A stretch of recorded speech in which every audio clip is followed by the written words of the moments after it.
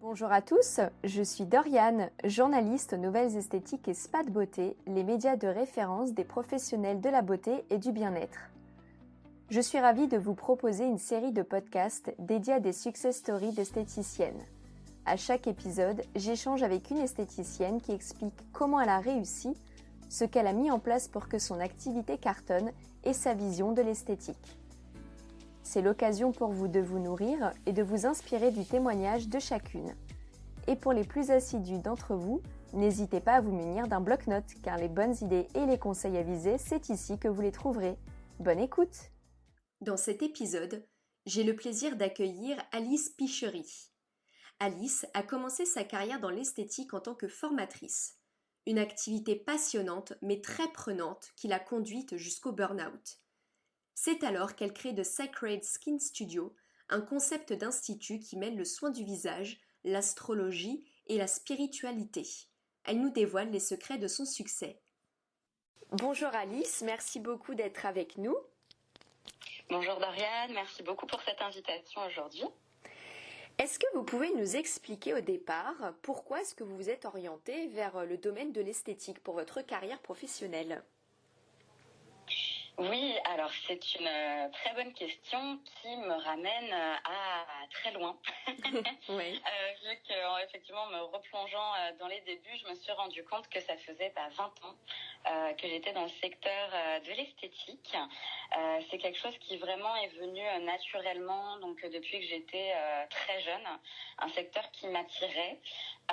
Et pour être plus spécifique et aussi un petit peu plus personnel, pourquoi j'ai choisi ce métier à la base, ce qui m'a attirée, c'était plus la partie du maquillage. Ouais. Donc c'est une histoire personnelle parce qu'en fait, lorsque j'étais au collège, j'ai subi du harcèlement scolaire, notamment dû à mon apparence. Mhm. Et en fait, lorsque je suis passée au lycée, que j'ai commencé à prendre soin de moi, que j'ai commencé à me maquiller, j'ai vu l'impact que ça avait et j'ai vu à quel point en fait j'étais traitée différemment d'avoir mis en valeur mon apparence. Et c'est vrai que ça a vraiment résonné, ça a fait tilt et ça a généré cette envie du coup de pouvoir aider d'autres femmes à faire cela, à pouvoir se sublimer. Se sentir belle, se sentir bien et également du coup accepter mieux dans leur vie.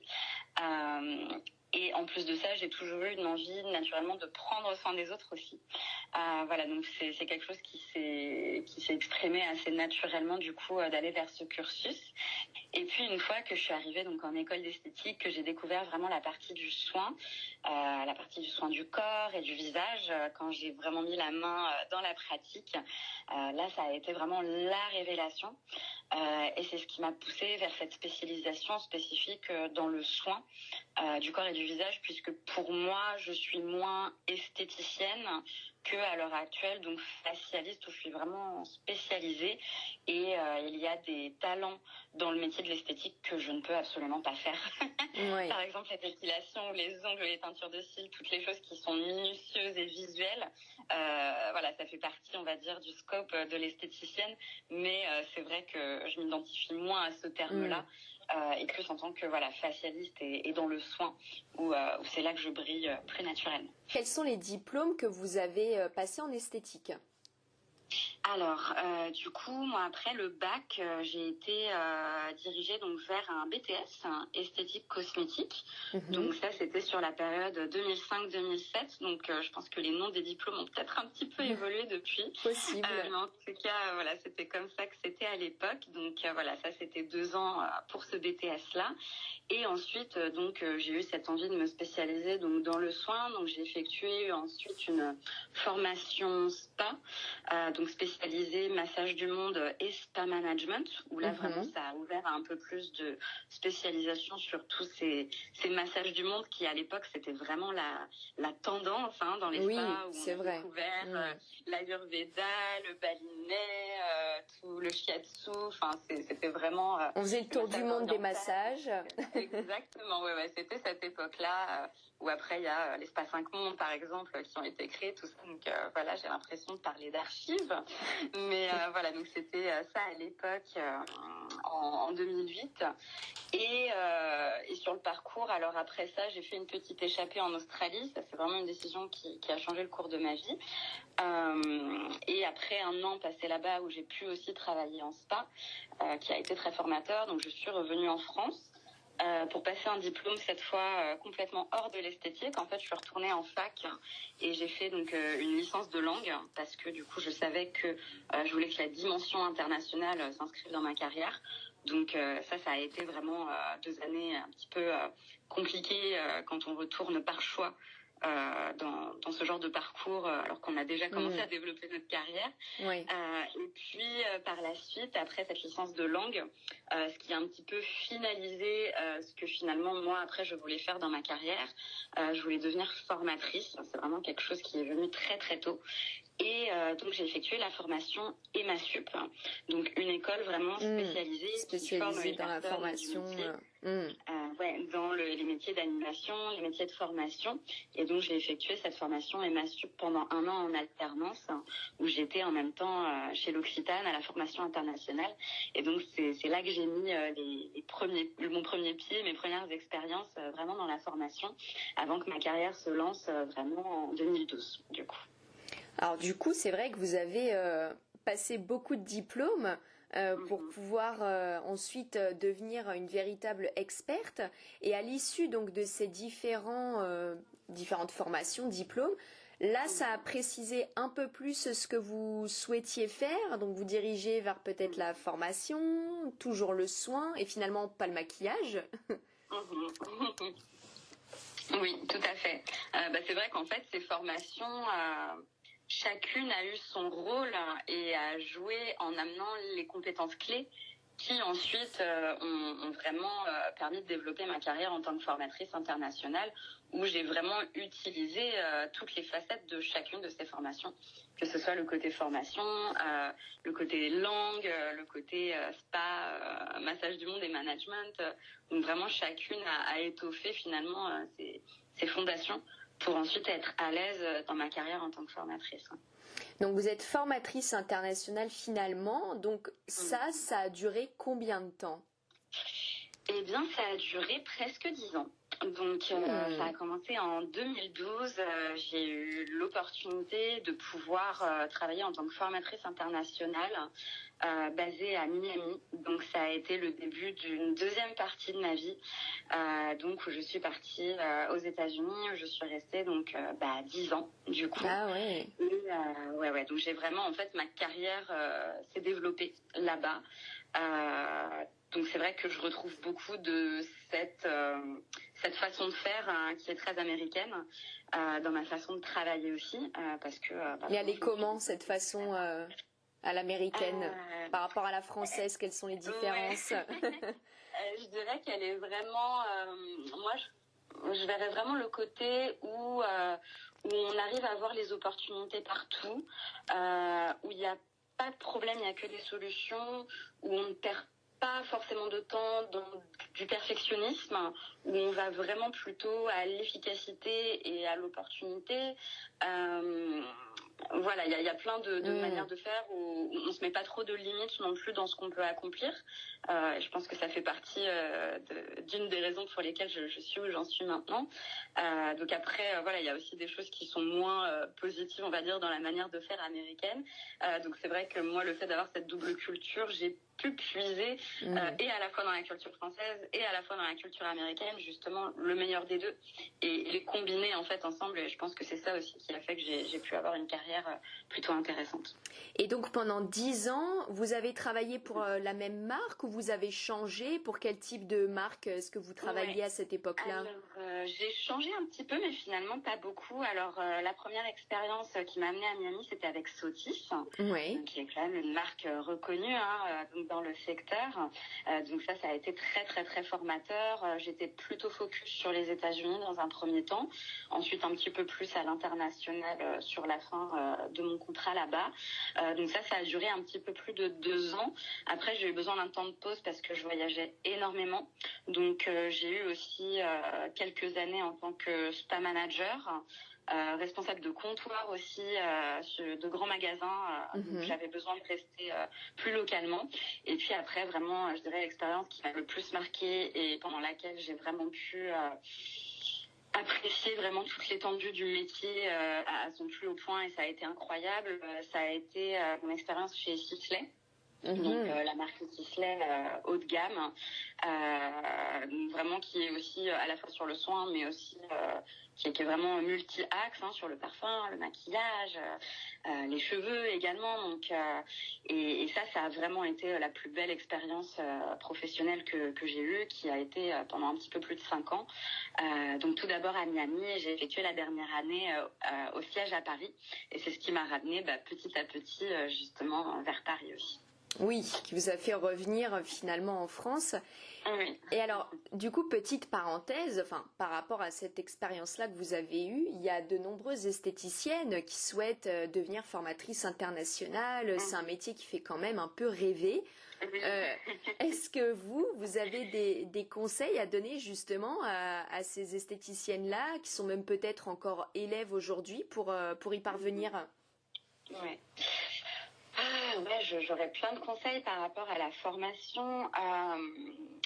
Je dirais que la première chose, surtout si on veut être formatrice à l'international, vraiment, bien sûr, c'est les langues. Donc vraiment maîtriser les langues. Maîtriser l'anglais, c'est vraiment la base.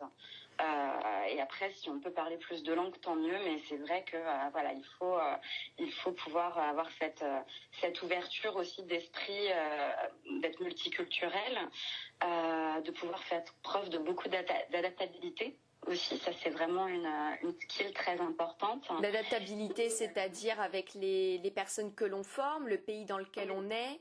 Oui, tout à fait. Ouais. C'est vrai que alors moi, quand j'ai commencé dans la formation, j'étais extrêmement perfectionniste et j'avais vraiment besoin que les choses se passent comme elles devaient se passer. Ouais. Et j'ai beaucoup appris à lâcher prise, à me dire que on peut voilà. Et ça, je pense que c'est un conseil qui est valable dans tous les métiers, pas que la formation.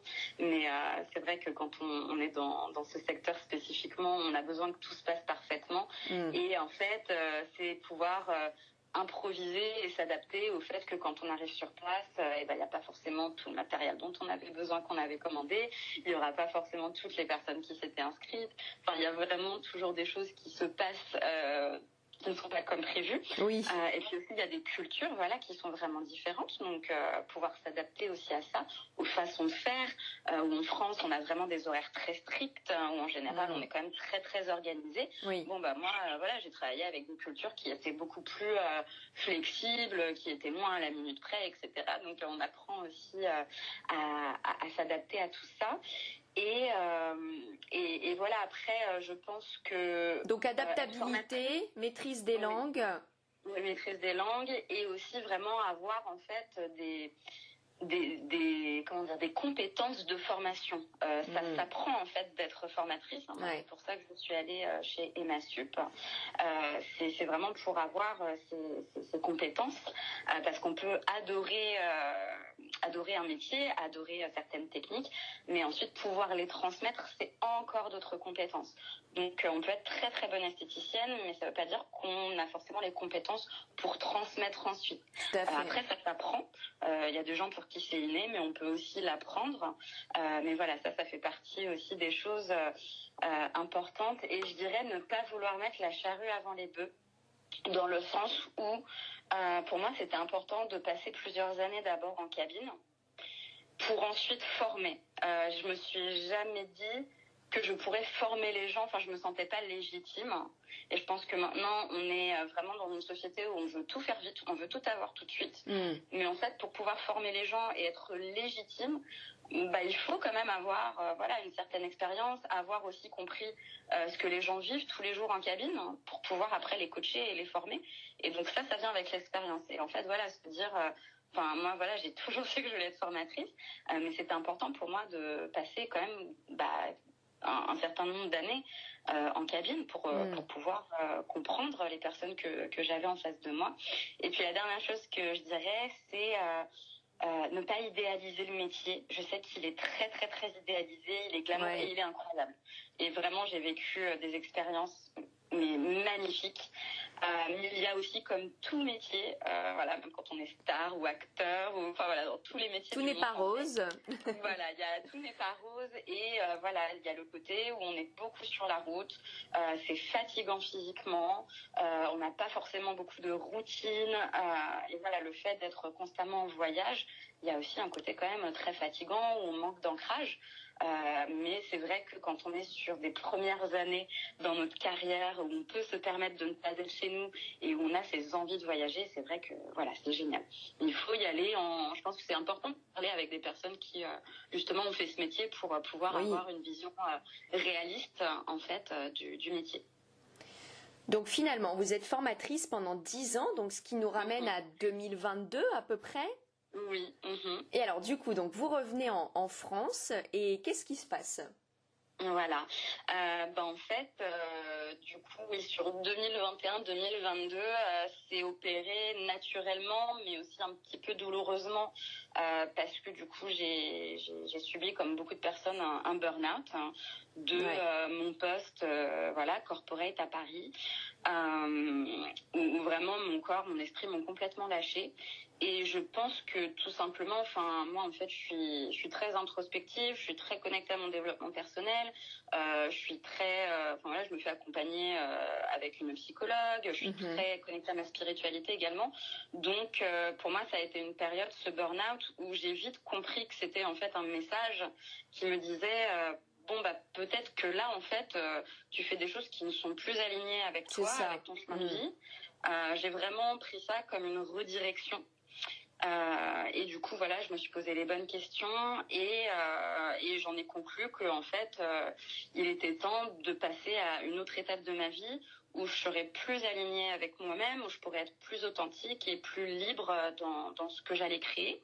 Et puis j'avais donc à l'époque 35 ans, donc je pense que j'étais aussi à un niveau de maturité, d'expérience dans ma carrière où je me sentais en fait confiante, où je me disais je pense que j'ai accumulé assez de compétences, assez d'expérience, et je sens que c'est peut-être le bon moment d'une autre étape. Ouais. Et alors, du coup, vous créez votre institut. Qu'est-ce que vous décidez de mettre en place par rapport à ça, par rapport à cette nouvelle vision, on va dire, que vous avez pu avoir sur votre carrière ? Oui, alors c'est vrai que ça s'est fait doucement. J'ai vraiment pris 1 an en fait de création sur mon concept, vu que j'ai créé aussi un concept qui est vraiment unique et différenciant et qui n'existe pas ailleurs, qui est le fait d'avoir créé un concept qui allie le soin du visage, donc vraiment ma passion de cœur, avec l'astrologie et la spiritualité. Il a déjà fallu donc tout ce temps de création, de me faire confiance, d'aller vers ça aussi. Ça s'est pas fait du jour au lendemain. Donc j'ai vraiment pris le temps déjà de cette année de création. Et donc ensuite, je me suis lancée vraiment, instinctivement. J'ai vraiment suivi mon intuition. Alors je sais pas qu'est-ce que vous souhaiteriez savoir exactement par rapport au moment où j'ai lancé tout ça du coup. Qu'est-ce que je peux vous dire plus? Vous avez créé votre institut en quelle année? Vous avez un institut physique? Oui. Alors donc du coup, j'ai lancé donc en mars 2023, donc ça fait 2 ans.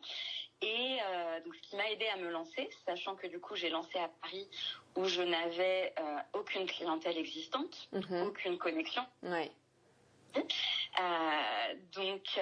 Et puis pas de budget non plus, vraiment un tout petit budget d'investissement pour pouvoir me lancer. Ouais. Et j'ai pu me lancer grâce à un espace de travail qui est en fait un espace de travail partagé, un espace de coworking. Et ça, c'est quelque chose qui se développe beaucoup dans le milieu. C'est vrai. Je pense que c'est important d'en parler aussi parce que, moi, je trouve ça extraordinaire que ces lieux existent parce que justement, ça a complètement changé le paradigme en termes ça a vraiment ouvert les portes justement aux personnes qui sont créatives, qui ont des idées différenciantes, mais qui n'ont pas le budget d'investir en fait dans un lieu voilà, où on a vraiment des charges mensuelles qui peuvent être très lourdes, surtout quand on n'a pas de clientèle au début. Donc vraiment on se lance un peu à l'aveugle en fait. Pour moi ça a vraiment été... ça permet de mettre un pied à l'étrier dans l'entrepreneuriat finalement quand on veut lancer son activité d'esthétique. Sans prendre vraiment de gros risques parce qu'en fait on ne paye que la location du lieu quand on a des rendez-vous. Donc ça vraiment c'est génial vraiment pour les personnes qui veulent se lancer. Donc moi ça s'est fait comme ça. Je suis toujours dans ce type de lieu parce que j'ai aussi un business model qui opère différemment vu que je travaille pendant les nouvelles lunes et les pleines lunes, vu que j'écris de l'astrologique lunaire. Donc du coup je ne travaille pas voilà avec un agenda classique. Oui, qui est très figé on va dire dans le temps. Et quel est le nom de votre espace ? Alors ça s'appelle The Sacred Skin Studio, donc le studio de la peau sacrée. Expliquez-nous votre concept. Alors déjà, vous travaillez pas pendant certaines périodes en fonction de la position de la lune, c'est ça ? Expliquez-nous un petit peu. Oui. En fait, ce concept est vraiment né déjà de ma pratique personnelle, donc spirituelle, connectée donc aux lunaisons. Au rituel lunaire, qui est quelque chose à l'époque où j'étais encore aux États-Unis et voilà en Amérique latine où j'ai beaucoup voyagé. C'est très très ancré en fait dans la culture locale. Donc pour moi c'était quelque chose en fait vraiment que je vivais au quotidien. Et pour moi ces moments lunaires, donc de nouvelle lune ou de pleine lune, c'était vraiment des moments où personnellement voilà je prenais le temps pour moi de faire des rituels skincare, des bains, des moments de relaxation. Je faisais un petit peu de yoga qui était adapté aux énergies du moment. Et en fait, en faisant ça naturellement, c'est là qu'est venue cette idée de me dire, mais en fait, ces moments, ils sont tellement précieux, particulièrement dans la vie d'une femme, ou en tout cas pour les énergies féminines, parce que la lune est reliée à l'énergie féminine yin. Et du coup, je me suis dit, mais en fait, c'est le moment parfait justement pour faire un soin, pour s'occuper de soi, et particulièrement de son visage, qui est vraiment ce que moi j'aime faire. Et du coup, de là, en fait, est née l'idée de créer ces moments spéciaux où, voilà, pendant les nouvelles lunes, les pleines lunes, ça s'inscrit aussi non pas que dans un moment, on va dire, instantané où on vient faire un soin, mais pour moi, ça s'inscrit aussi dans un chemin de développement spirituel. C'est-à-dire que je travaille vraiment aussi avec mes clientes, avec des pistes d'introspection, je fais beaucoup de follow-up aussi avec mes clientes pour pouvoir les accompagner, pour que vraiment ça s'inscrive dans leur chemin de vie aussi, et que ça les accompagne en fait au quotidien. Donc on plante des intentions, on récolte les intentions pendant ces rituels aussi, et voilà un petit peu. Alors le follow-up, qu'est-ce que c'est ? Donc ce sont en fait les suivis que je vais effectuer avec les clientes. Donc il y a vraiment tout un parcours en fait d'expérience client où moi je personnalise l'expérience avec le thème astral de la personne. Ça c'est vraiment ma trame de fond de travail, et donc grâce à ça, ça me permet de créer une expérience client qui est 100% personnalisée. Du coup, particulièrement au niveau des dates, par exemple, pendant lesquelles on va se voir. Donc c'est pour ça que c'est un business model qui est très différent de ce qui est classique. On vient pas pour faire juste un soin one shot et puis on revient pas quoi. Oui. Enfin, dans l'idéal, en tout cas, ça s'inscrit vraiment dans un parcours à l'année, en accord avec les lunaisons qui vont être les plus impactantes pour la cliente.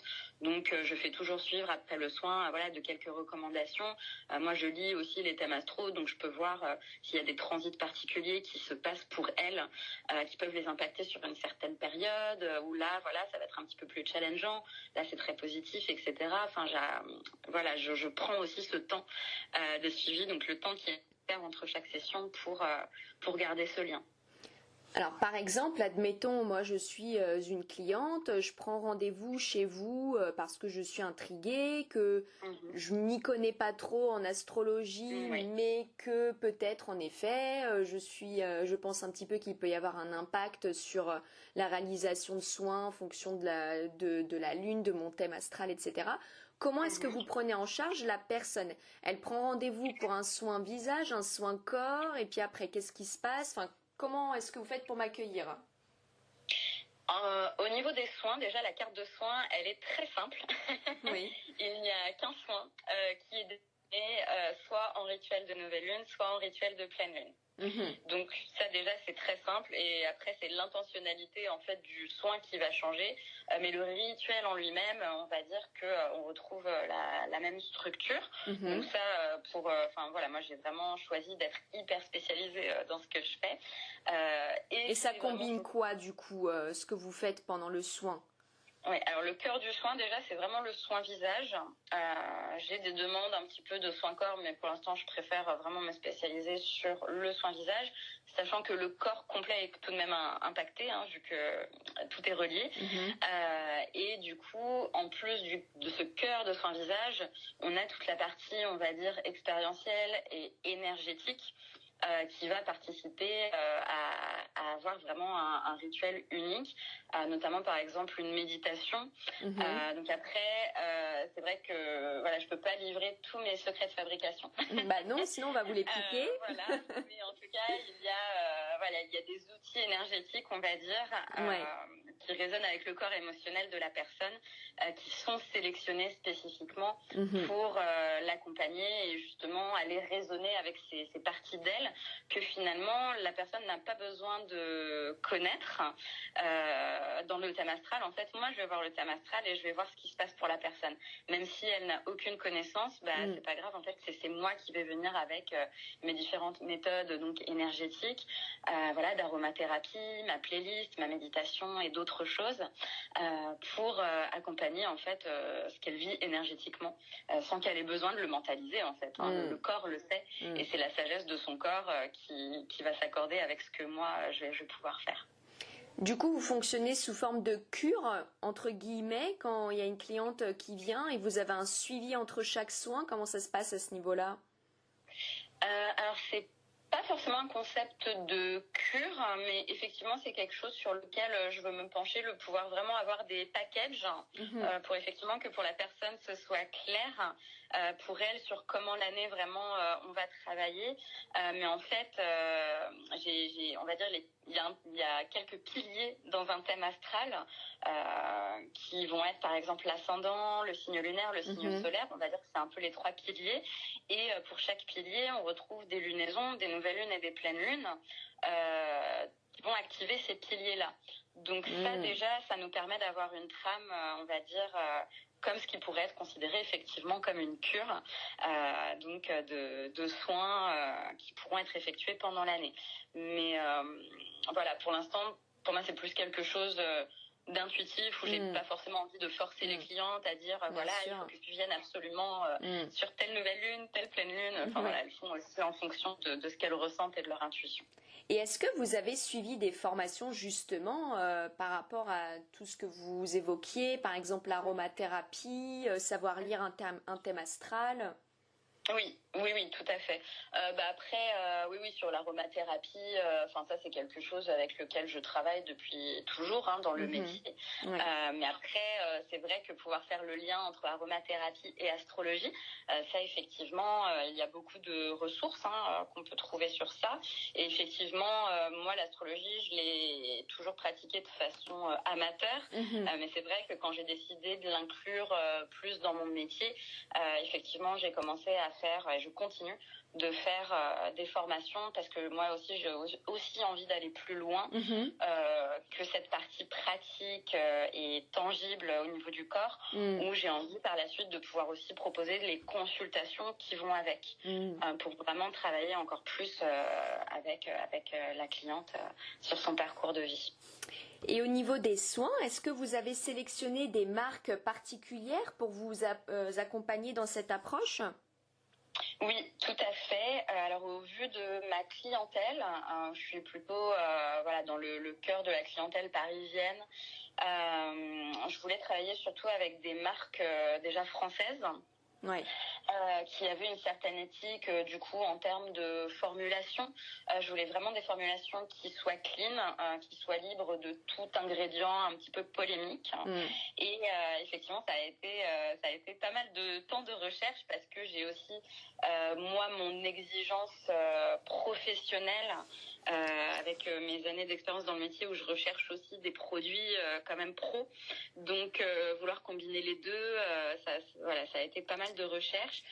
Mais globalement, la marque principale que j'ai sélectionnée, c'est la marque La Canopée.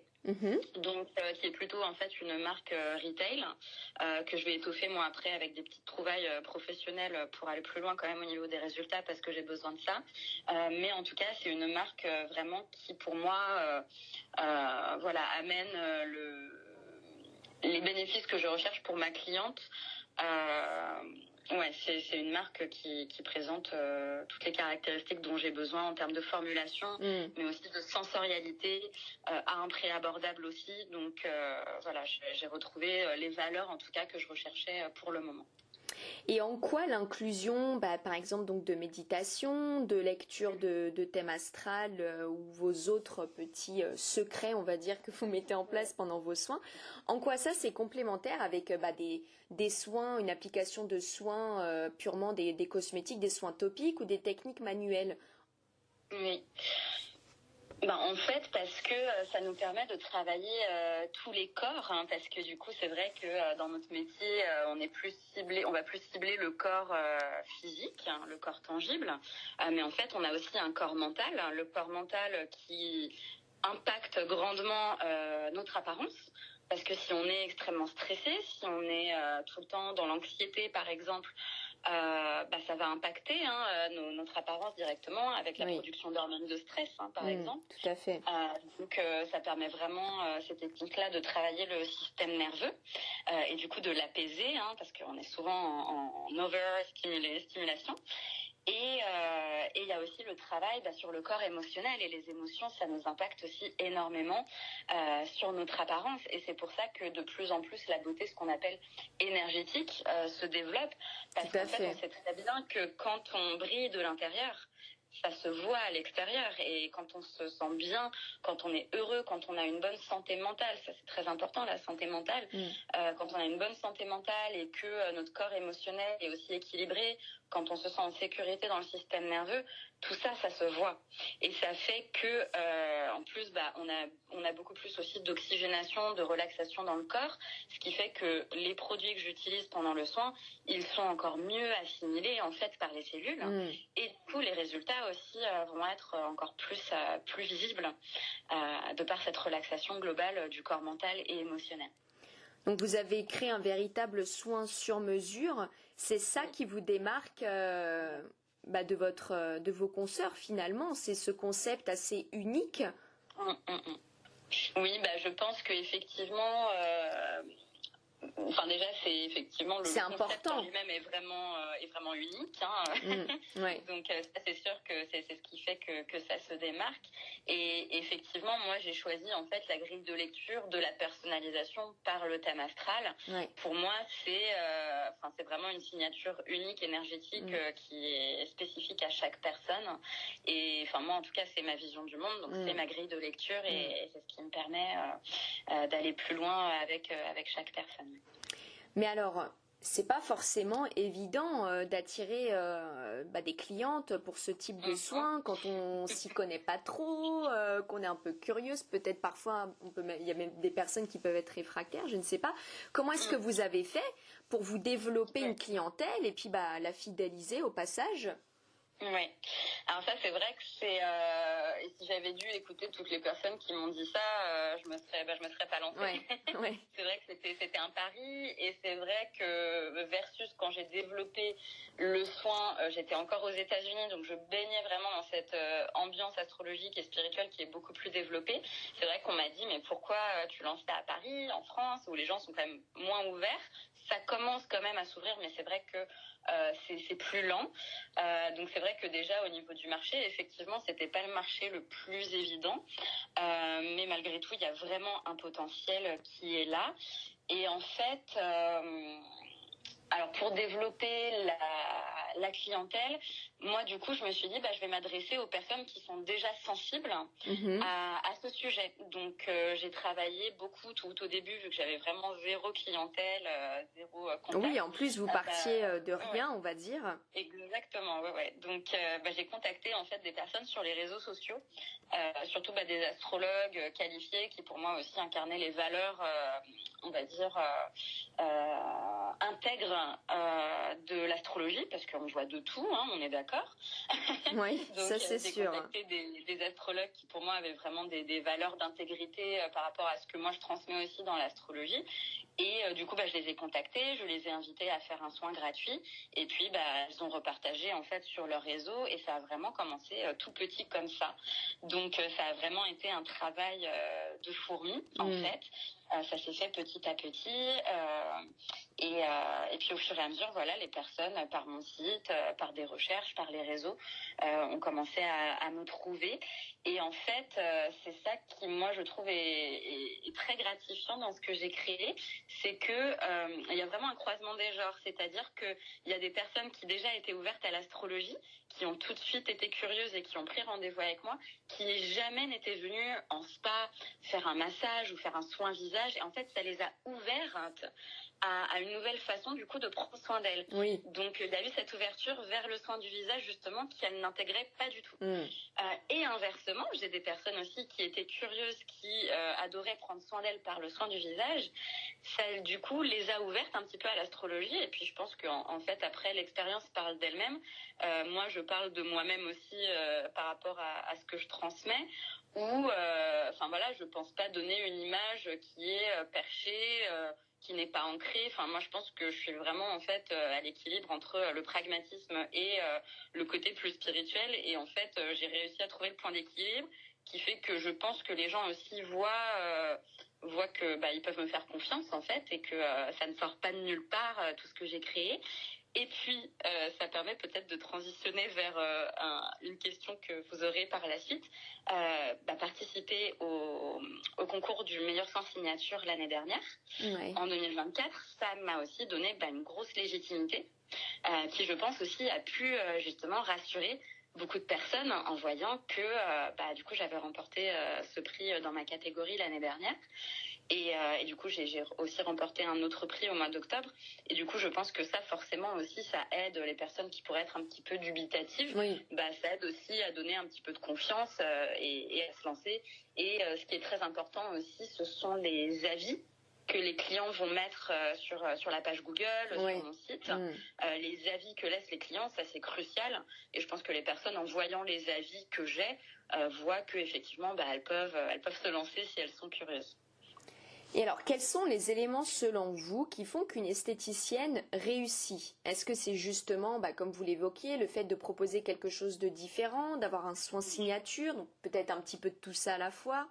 En fait, ma réponse à ça, c'est d'avant tout définir en fait qu'est-ce que la réussite pour moi. Et c'est pour ça que pour moi c'est difficile de répondre parce que je pense qu'on a tous une vision un peu erronée, un peu un peu conditionnée du monde capitaliste dans lequel on vit. On a une certaine vision de la réussite, mais en fait cette vision elle change énormément, on le voit au niveau collectif. Et moi on peut regarder par exemple mon parcours en tant que formatrice internationale et on peut se dire elle a réussi. Quand j'ai fait mon burn-out, extérieurement on se disait mais cette fille a réussi, elle a une vie incroyable, elle a du succès, elle a un super job. Mais en fait, non. Pour moi, je ne réussissais pas parce que, en fait, j'étais complètement vide. Je n'avais plus d'énergie vitale. Je n'honorais pas qui j'étais vraiment au fond de moi. Je ne vivais pas ma vie authentiquement tous les jours. Je n'avais pas d'équilibre entre ma vie personnelle et ma vie privée.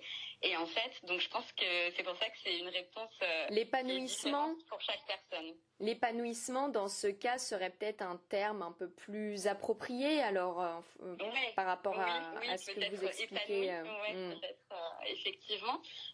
Oui, je pense que, en tout cas, pour être une esthéticienne épanouie, je dirais, c'est tout bête, mais vraiment, en fait, de faire ce qu'on aime vraiment et ce qui anime vraiment notre âme au fond de nous. Et c'est vrai que je vois beaucoup de personnes qui s'inspirent, pour ne pas dire copient honteusement, des concepts d'autres personnes. Mais en fait, c'est pas parce que c'est la tendance ou parce que pour cette personne ça marche, parce que c'est ce qui l'anime vraiment, ça veut pas dire que pour une autre personne ça va marcher aussi, parce qu'en fait, tout est énergie, et en fait le public voit si ce qu'on fait et ce qu'on propose est vraiment sincère et vraiment aligné en fait avec notre vision. Et je pense qu'une fois, voilà, ça serait peut-être ça la clé de l'épanouissement, c'est de pouvoir faire en fait chaque jour proposer quelque chose qui est vraiment aligné avec notre vision. Et si on est vraiment dans cet alignement, en fait la clientèle le voit et suit, parce que on fait quelque chose qui nous anime tous les jours, et ça on le transmet. Et quand on aime vraiment d'amour ce qu'on fait, qu'on le ferait même gratuitement si on n'avait pas besoin de gagner d'argent, ça quand se on sent. fait ça, ça se sent. Et c'est une des clés de l'épanouissement. Bien sûr qu'il y a le facteur argent, budget et rentabilité qui rentre en compte, mais je pense que c'est moins mon rôle, on va dire, dans cette intervention, de parler de cette partie-là, parce qu'il y a d'autres personnes qui le font mieux. Et est-ce que vous auriez un message à adresser aux esthéticiennes qui nous écoutent ? Il y en a beaucoup. Un ou plusieurs alors. Ouais, c'est vrai que je dirais, il se passe tellement de choses. C'est vrai que c'est un secteur qui évolue constamment. Moi, je trouve que garder la mentalité de débutant, c'est très important. De jamais se dire qu'on sait tout sur tout et qu'on peut rien apprendre. Moi, des fois, je refais des formations où je regarde du contenu sur des choses que je maîtrise entre guillemets et que j'ai apprises il y a très longtemps. Finalement, il y a toujours encore des petites choses à apprendre, à peaufiner, donc toujours garder en fait une ouverture sur ce qui se passe, ne jamais se dire qu'on connaît tout. Je pense que vraiment, oui, moi dans ma mentalité américaine, tout voir comme une opportunité, ne pas se fermer dans son petit cercle, mais vraiment voir chaque personne avec laquelle on interagit comme une opportunité pour notre business de pouvoir grandir. Parce que des fois, c'est vraiment des choses, des conversations simples avec des gens qui peuvent nous ouvrir aussi des grandes portes. Donc, je pense que tout est possible quand on se donne les moyens. Et aussi, j'aurais envie de dire de préserver son énergie vitale. Ça, c'est très, très important. De prendre soin de soi pour pouvoir prendre soin des autres. Ça, c'est un petit peu bateau, mais c'est difficile à appliquer. Et puis surtout d'être authentiquement soi. Ça, c'est vraiment pour moi ma valeur numéro 1 qui me guide. C'est d'être authentique dans ce que je suis et ce que j'ai envie de partager. Et je pense que le monde, en fait, a besoin de ça. On a besoin de personnes qui assument qui elles sont, et c'est ce qui aide aussi à faire que ça suit après au niveau du collectif. Et voilà. Merci beaucoup Alice. Merci Doriane. Si cet épisode vous a plu, n'hésitez pas à poursuivre votre écoute avec les autres épisodes de cette série spéciale Success Story d'esthéticienne. À bientôt!